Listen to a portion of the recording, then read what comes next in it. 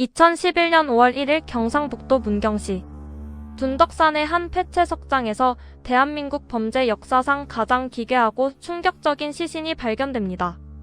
해발 수백 미터에 위치한 황량한 채석장 한가운데에 세워진 대형 나무 십자가에 한 남성이 성경의 예수 그리스도 처형 모습을 그대로 재현한 형태로 매달려 사망해 있었던 것입니다. 시신은 흰색 속옷만 입은 상태로 머리에는 가시관을 쓰고 있었고 오른쪽 옆구리에는 날카로운 흉기에 찔린 상처가 깊게 남아 있었습니다. 그리고 가장 충격적인 것은 남성의 양손과 양발에 커다란 대못이 박혀 있었다는 점입니다. 현장을 처음 목격한 주위 사람들과 출동한 경찰관들은 눈앞에 펼쳐진 광경을 도저히 믿을 수 없었습니다. 전례를 찾을 수 없는 잔혹하고 엽기적인 형태였기에 언론과 대중은 즉시 잔인한 사이코패스에 의한 타살이거나 광신적인 종교 집단이 저지른 연쇄살인의 서막일 것이라며 공포에 떨었습니다.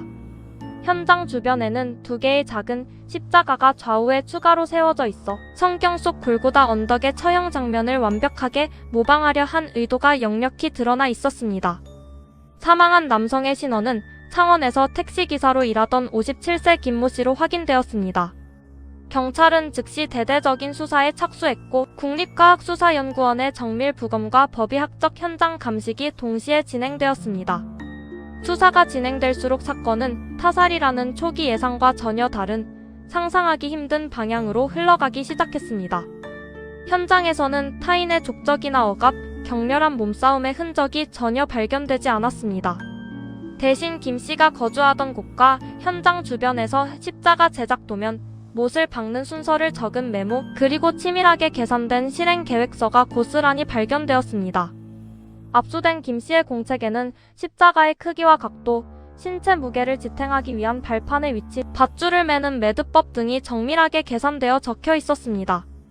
조사 결과 김 씨는 사건을 실행하기 전 평소 주변 관계를 모두 정리하고 휴대전화를 해지했으며 자신의 예금을 전부 인출하고 다니던 직장까지 그만둔 상태였습니다.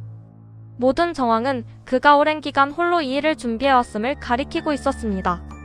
경찰과 국가수가 주목한 핵심 의문은 단 하나였습니다. 인간이 스스로 자신의 양손에 못을 박고 십자가에 매달리는 자살이 물리적으로 가능한가였습니다. 상식적으로 한쪽 손에 못을 박으면 극심한 통증과 신경마비로 인해 남은 한 손을 움직여 반대쪽 손에 못을 박는 것은 인간의 생물학적 한계상 불가능해 보였습니다. 하지만 국가수의 해부학적 분석과 시뮬레이션 결과는 대중의 의구심을 완전히 깨부수었습니다. 김 씨의 시신 손목과 손바닥 부위에서는 못을 망치로 내려친 흔적이 아니라 이미 뚫려있는 구멍에 손을 끼워 넣은 흔적이 발견되었습니다. 김 씨는 십자가를 땅에 세우기 전 먼저 십자가 양끝에 못을 미리 박아두었습니다. 그리고 전기 드릴을 사용하여 자신의 양손에 직접 구멍을 뚫었습니다. 상상조차 할 수 없는 극심한 통증을 견디며 양손에 구멍을 낸 후 김 씨는 십자가에 올라가 미리 박아둔 못의 머리 부분에 자신의 손에 뚫린 구멍을 그대로 끼워 넣은 것입니다. 발판에 올라서서 발을 고정하고 한쪽 손을 못에 끼운 뒤 남은 손마저 반대편 못에 끼워 넣는 일련의 과정은 정밀한 계산과 초인적인 정신력이 없다면 결코 불가능한 일이었습니다. 오른쪽 옆구리의 상처 역시 김 씨가 십자가에 매달리기 전 스스로 칼을 이용해 찌른 흔적으로 확인되었습니다.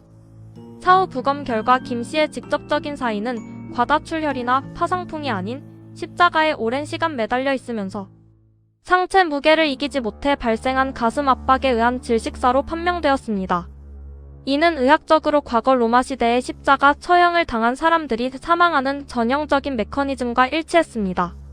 김 씨는 이 고통스러운 과정을 완벽히 이해하고 재현하려 했던 것입니다. 경찰은 이 모든 증거와 국가수의 과학적 시뮬레이션을 바탕으로 본 사건을 타인의 개입이 없는 김 씨의 단독 자살로 공식 종결지었습니다. 이 사건은 워낙 충격적이었기에 수많은 음모론과 가짜뉴스를 양산했습니다. 현장을 처음 발견하고 신고한 인물이 종교 관련 인터넷 카페를 운영하던 사람이었다는 점과 시신 앞에 거울이 놓여 있었다는 점 때문에 조력자가 존재했을 것이라는 의혹이 끊임없이 제기되었습니다. 그러나 경찰의 통신 기록 조회, 금융 거래 내역 조사, 현장 DNA 분석 등 모든 과학 수사 결과에서 제3자의 흔적은 단 하나도 나오지 않았습니다. 철저히 고립된 공간에서 오직 혼자만의 계획으로 준비된 행위였습니다. 거울 역시 남성이 자신의 손에 뚫린 구멍을 십자가의 못에 정확히 맞추어 끼우기 위해 배치한 철저한 수단 중 하나였음이 밝혀졌습니다. 김 씨가 왜 이토록 기괴하고 고통스러운 방식으로 자신의 삶을 마감했는지에 대한 명확한 심리적 동기는 본인이 사망했기에 완벽히 밝혀낼 수 없습니다. 평소 특정 종교적 관념에 과도하게 몰입해 있었고 이로 인해 현실 세계와의 끈을 점차 놓아버렸다는 주변인들의 진술만이 남았을 뿐입니다.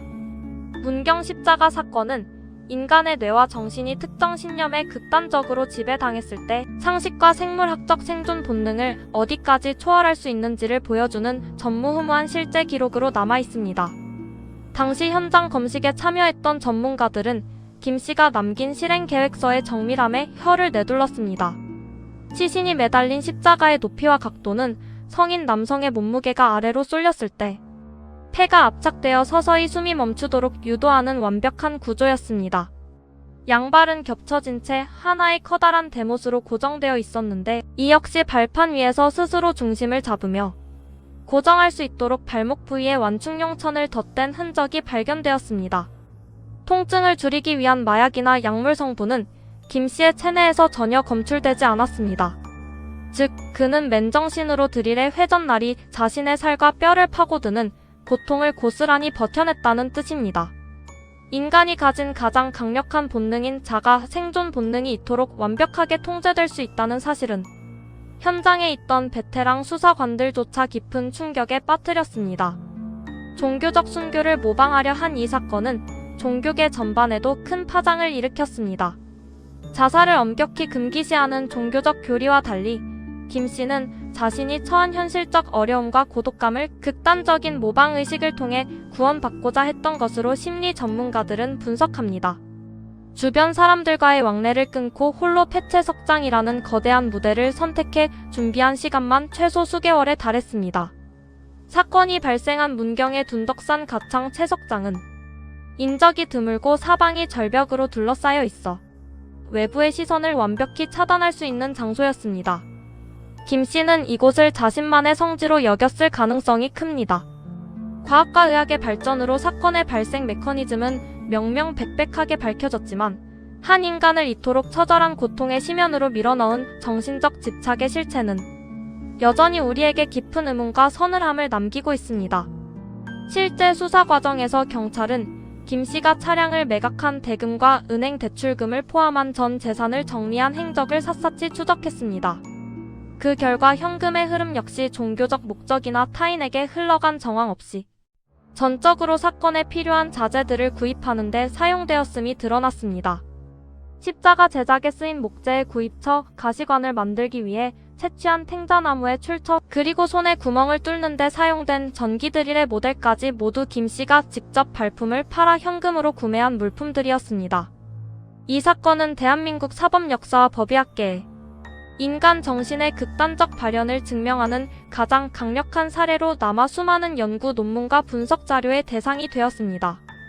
자가 손상을 입히는 과정에서 발생하는 신경계의 차단 현상이나 극단적 신념이 뇌에 미치는 영향력을 설명할 때 이 문경 사건은 언제나 빠지지 않고 등장합니다.